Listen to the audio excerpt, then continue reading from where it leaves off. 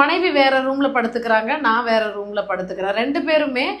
ரெண்டு பேருக்குள்ள ஒரு பெரிய இடைவெளி வந்துட்டு ஏதோ குடும்பத்துல ஃபினான்ஷியலா சில டிஸ்கஷன் பண்றோம், அவ்வளவுதான். மற்றபடி சின்ன சின்ன விஷயங்கள் கூட பெருசா எங்களுக்குள்ள சண்டை ஆயிடுது இந்த கேப் இருக்கிறதுனாலன்னு நிறைய ஆலோசனைகள் ஒரே மாதிரி ஆண்கள் வந்து புலம்புறத பார்க்குறேன்.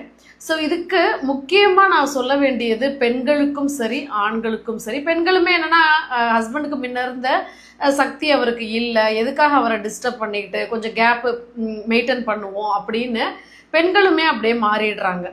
முதல்ல இங்கே தாம்பத்தியன்ற ஒரு விஷயம் முதல் நாள் கல்யாணம் ஆன புதிதில் ஒரு வருடத்துலையோ இல்லை 5 வருடமோ 10 வருடங்கள் நாங்கள் நல்லா இருந்தோம், செக்ஷுவல் ட்ரைவ் நல்லா இருந்தது, சந்தோஷமாக இருந்தோம் தாம்பத்தியத்தில் அப்படின்னு சொல்லக்கூடியவங்களும் பார்க்குறேன்.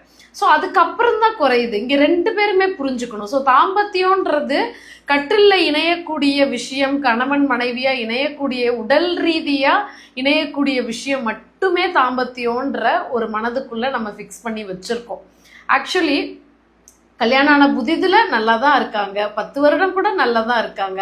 அதுக்கப்புறம் வயதின் அடிப்படையில் எப்படி உருவங்கள் மாறுதோ, சூழ்நிலைகள் மாறுதோ, குடும்பத்தில் உள்ள சூழ்நிலைகள் மாறுதோ, ஃபினான்ஷியலாக உள்ள விஷயங்கள் மாறுதோ, அதே போல் உடலுமே என்னன்னா மாறுது. அப்போது நம்மளுடைய மனதையுமே என்ன பண்ணணும் அப்படின்னா, தாம்பத்தியன்றது உடல் ரீதியாக கொடுக்கக்கூடிய அந்த நிமிட ப்ளஷர் மட்டுமே கிடையாது அப்படின்ற ஒரு மெச்சூரிட்டியான புரிதல் ஆணுக்கும் இருக்கணும், பெண்ணுக்கும் இருக்கணும்.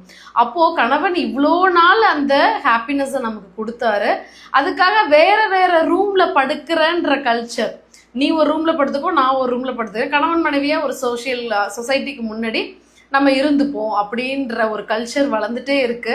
ஸோ இதனால தான் ஃபேமிலியில் நிறைய ப்ராப்ளம்ஸ் வருது. அப்போது தாம்பத்தியம் 2 உடலும் இணைஞ்சா மட்டும்தான் அந்த கட்டிலில் 2 பேரும் படுத்துக்கணும், ஒன்றா இருக்கணும் அப்படின்றது கிடையாது. ஒரு தொடுதல், ஒரு அரவணைப்பு, ஒரு பாசம், 2 பேரும் சேர்ந்து பாசமான வார்த்தைகள் கொடுக்கறது, கட்டி அணைக்கிறது, அவங்களோட கைகளை பிடிக்கிறது, ஒன்றா படுத்துட்டு பேசிட்டு இருக்கிறது, இப்படியான விஷயங்கள் கூட தாம்பத்தியம் தான். ஸோ 40-45 வயதுக்கு மேலே ஒரு 25 வயதில் திருமணம் ஆகும்போது கொடுத்த ஹாப்பினஸை கணவன் கொடுக்கலைனாலும் அதை மனைவி புரிஞ்சுக்கிட்டு அதுக்கப்புறம் அந்த வயதுக்கு அப்புறம் எப்படி தாம்பத்தியம் இருக்கணும் அப்படின்னா, நான் முன்னாடி சொன்ன விஷயங்கள் மாதிரி ஒரே அறையில் படுக்கிறத கூட தவிர்க்க கூடாது. ஸோ அந்த அன்புலையும் அந்த அரவணைப்புலையும் பாசத்துலையும் இருக்கக்கூடியது தான் அதுக்கப்புறம் இருக்கக்கூடிய தாம்பத்தியம்.